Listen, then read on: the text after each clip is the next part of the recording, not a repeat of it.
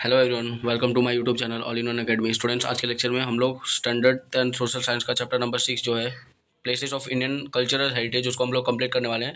Before starting this lecture, if आप channel पे नए हो तो चैनल को सब्सक्राइब कर देना, वीडियो को लाइक कर देना एंड बेल आइकन को प्रेस कर देना, ताकि जो भी नए वीडियोज़ है थंबनेल पे दिख जाए नोटिफिकेशन में।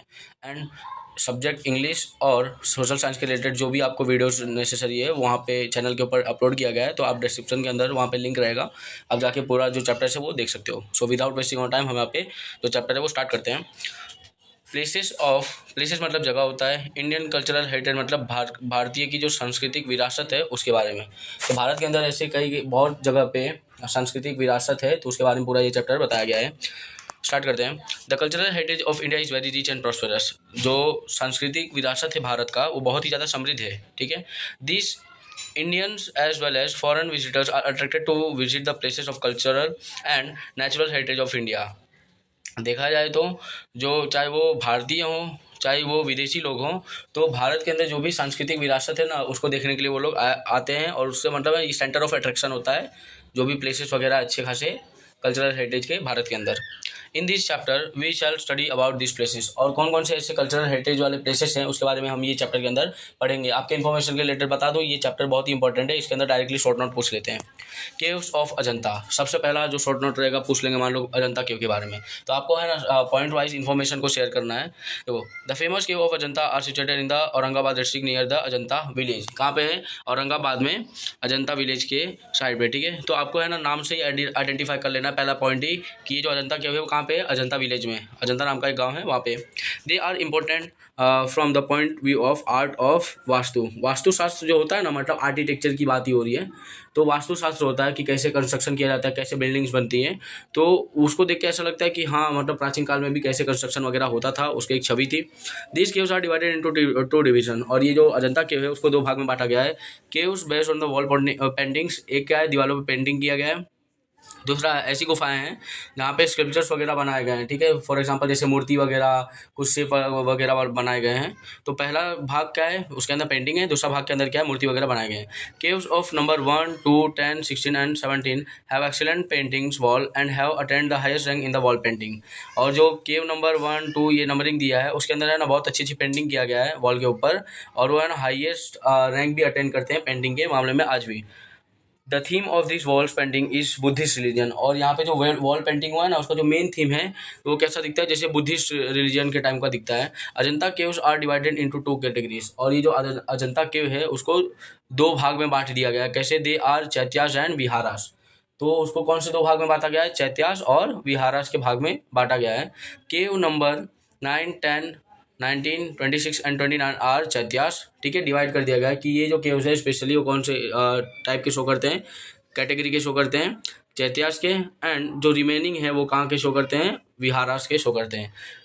Ajanta caves were forgotten with the passage of time, but in 1819 एंडोडोमेन and English captain John Smith rediscovered them. अब यहाँ पे जो अजंता केव है उसको सब लोग भूल गए थे। हाँ, ऐसा लग रहा था कि गायब भी हो गया, मगर 1819 में एक इंग्लिश कैप्टन था जिसका नाम क्या था? John Smith. उसने क्या किया? रीडिस्कवर्ड, मतलब पहले से तो था ही, उसको वापस से ये खोज करते हैं।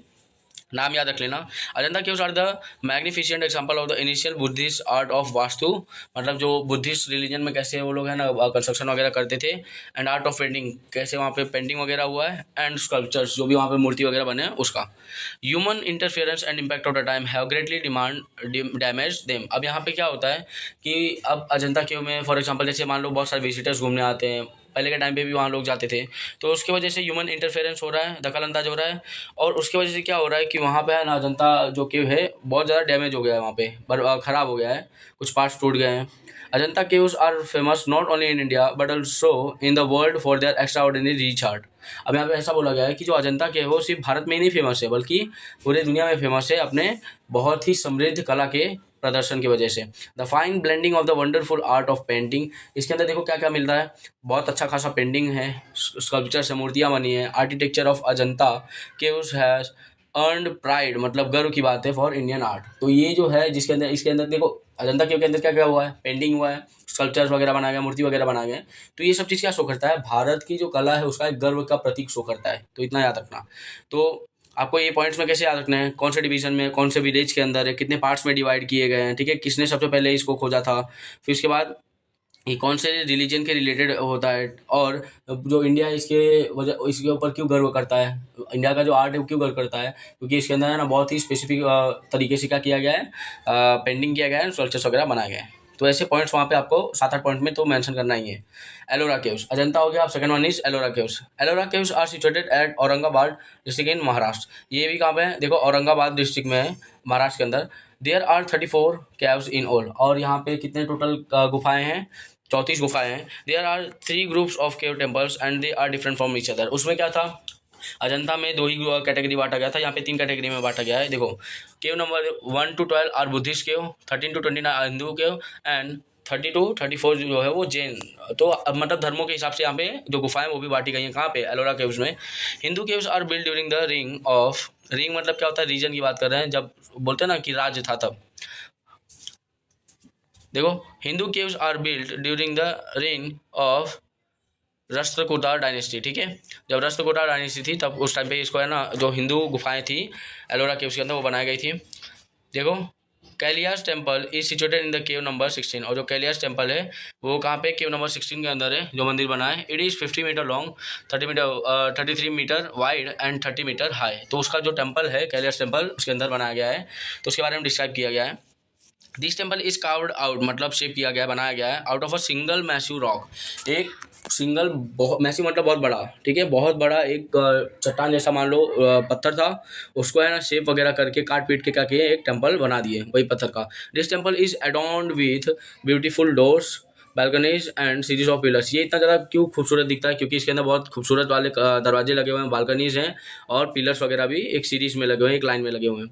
The beauty of the temple can not be described in the words, मतलब यहाँ पे जो ये टेम्पल जो है उसकी खूबसूरती को हम लोग सिर्फ शब्दों में बयान नहीं कर सकते हैं। They are constructed during the time of 600 AD and to 1000 AD, और ये कब के टाइम पे, कब इनका कंस्ट्रक्शन हुआ था, 600 AD टू 1000 AD के बीच में ही हुआ था।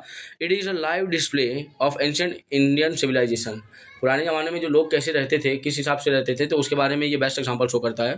Caves dedicated to Hindu, Jain and Buddhist religions, और ये जो केव्स है वो किसको डेडिकेट कर रहे हैं, Hindu religion, Buddhist religion and जो जैन रिलीजन, क्योंकि देखो जो केव नंबर है वो भी उसके हिसाब से रिलीजन, धर्मों के हिसाब से बांटा गया था, उस टाइम पे ही बनाया गया था। Ellora campus is not only an example of the magnificent creation of the art but also the best example of the excellent technology। अब देखो ये जो पार्ट है, आप मतलब है ना अपने मन से भी बना के लिख सकते हो कि ये बहुत ही इंपॉर्टेंट आर्ट माना जाता है इंडियन आर्किटेक्चर में, तो आप ये चीज़ कंसिडर कर सकते हो। तो यहाँ पे क्या बोला गया है, जो एलोरा का कैंपस है वो है ना not only an example of magnificent creation of art, वो सिर्फ है ना जो बहुत ही इंपॉर्टेंट क्रिएशन है कला का वही नहीं है, बल्कि क्या है, बहुत ही ज़्यादा बेस्ट एग्जांपल है जो तकनीकी, टेक्नोलॉजी मतलब तकनीकी, तो उस टाइम पे भी तकनीक का यूज़ करके कैसे जो चीज़ें बनाई जाती थी उसका भी बेस्ट एग्जांपल है। Moreover it describes about the patience of Indians, और ये किसका, जो भारतीय लोग हैं, भारतीय नागरिक है, उनका पेशेंस को भी ये क्या करता है, ये के अंदर शो करता है, ये बेस्ट एग्जाम्पल है। ठीक है, तो अब आप इसमें क्या याद रखोगे, एलोरा में कितने कितने नंबर से कितना, कौन से धर्म के लिए, ये पहला पॉइंट हो गया। कब कहाँ पे ये स्थिर है, ये कि किसने बनाया था, इसके अंदर एक टेम्पल है उसके बारे में पूरा डिस्क्राइब किया गया है, और इसके अंदर भी क्या क्या शेप वगैरह बना हुआ है, और फिर उसके बाद है ना वो ये इंपॉर्टेंट आर्किटेक्चर का एग्जाम्पल है, वो भी आप क्या कर सकते हो, लिख सकते हो। एलिफेंटा केव्स, अब यहाँ पे नेक्स्ट वन आता है, हमने देखा अजंता देख लिया, एलोरा देख लिया, and third one is Elephanta caves. देखो एलिफेंटा केव्स में क्या होता है, this caves are build in the Arabian sea, ये कहाँ पे बना है, अरेबियन सागर जो है वहाँ पे बनाया गया है। 12 kilometer away from the Mumbai in Maharashtra, 12 kilometer दूरी पे है मुंबई के अंदर, महाराष्ट्र के अंदर। There are 7 caves in all, और यहाँ पे जो एलिफेंटा केव्स है उसके अंदर टोटल कितने केव्स हैं, 7 गुफाएं हैं। There is a huge stone movement of an elephant on seeing the structure the Portuguese named it Elephanta. देखो यहाँ पे जब बड़ा सा स्टोन, यहाँ पे जब जाओगे आप लोग तो बड़ा सा स्टोन का स्ट्रक्चर था, और जो कि किसी तरह दिख रहा था, हाथी की तरह दिख रहा था, इसलिए जो पोर्चुगीज लोग यहाँ पे आए थे तो उन्होंने है ना इसको देख के क्या नाम दिया था, एलिफेंटा क्यों, क्योंकि यहाँ पे जो उसका स्ट्रक्चर है कैसे दिख रहा था, एलिफेंट की तरह दिख रहा था। Many beautiful figures have been carved, यहाँ पे बहुत अच्छे अच्छे तरीके के चित्र वगैरह भी यहाँ पे बनाए गए हैं। Out of them the magnificent Trimurti temple, यहाँ पे देखो त्रिमूर्ति जो मंदिर बनाया गया है, पत्थरों का इस्तेमाल करके उसको शेप वगैरह देके कार वगैरह करके, देखो ब्रह्मा विष्णु एंड महेश ये जो तीन गॉड होते हैं, तो इसलिए बोला गया इसको त्रिमूर्ति। ये त्रि मतलब तीन, ठीक है। त्रिमूर्ति कौन है? ब्रह्मा विष्णु एंड महेश। इनका देखो यहाँ पे शेप डायग्राम, ये जो पिक्चर है उसके अंदर शेप भी दिया गया है। तो यहाँ पे ब्रह्मा विष्णु और जो महेश मतलब लॉर्ड शिव, तो उनका पूरा यहाँ पे स्कल्पचर बना हुआ है।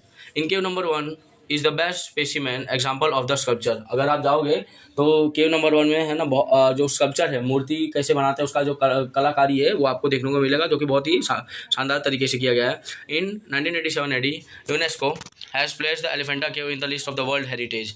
और पूरे देश के विरासत में है ना इसका नाम भी ऐड कर लिया गया था। किसने ऐड किया? यूनेस्को ने, ठीक है। Local fisherman called it Dharapuri. अब यहाँ पे अंडरलाइन कर लेना, ये भी बहुत इंपॉर्टेंट है। जो लोकल फिशरमैन वहाँ के मछुआरे होते हैं, तो ये प्लेस को क्या बोलते हैं? धारापुरी बोलते हैं।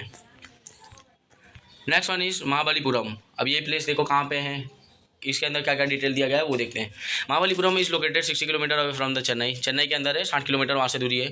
This city of Tamil Nadu is famous for its splendid temple architecture and sea shore. Sea शोर मतलब समुद्र का किनारा, और आर्किटेक्चर मतलब यहाँ पे किसी बात कर रहे हैं जो भी वास्तुकला है, मतलब फॉर एग्जाम्पल कैसे कौन से शेप के हिसाब से मंदिर वगैरह बनता था, वो प्लेस को किस हिसाब से डिज़ाइन वगैरह किया गया, तो उसको आर्किटेक्चर बोलते हैं। और मूर्ति वगैरह बनाना। Narasimhavarma one who was popularly known as the Mahamalla belonged to Pallava dynasty, ठीक है। अब यहाँ पे देखो, देखा जाए तो इसको किसने बनाया था? जो नरसिंहवर्मा वन थे, जो कि है ना महामल्ला नाम से बहुत ज़्यादा प्रसिद्ध थे। तो उन्होंने क्या किया था, ये जो कौन से डायनेस्टी से बिलोंग करते थे? पल्लव डायनेस्टी से। देखो 7 chariot temples were build here. उनके ही डायनेस्टी, जब उनका राज वगैरह चलता था, रूल वगैरह चलता था, तब क्या किया गया था? 7 चैरियट टेम्पल बनाए गए थे, मंदिर बनाए गए थे। At present only 5 chariot temples exist. और आज टाइम पे 7 था, आज के टाइम पे कितना है? 5 ही बचे हैं।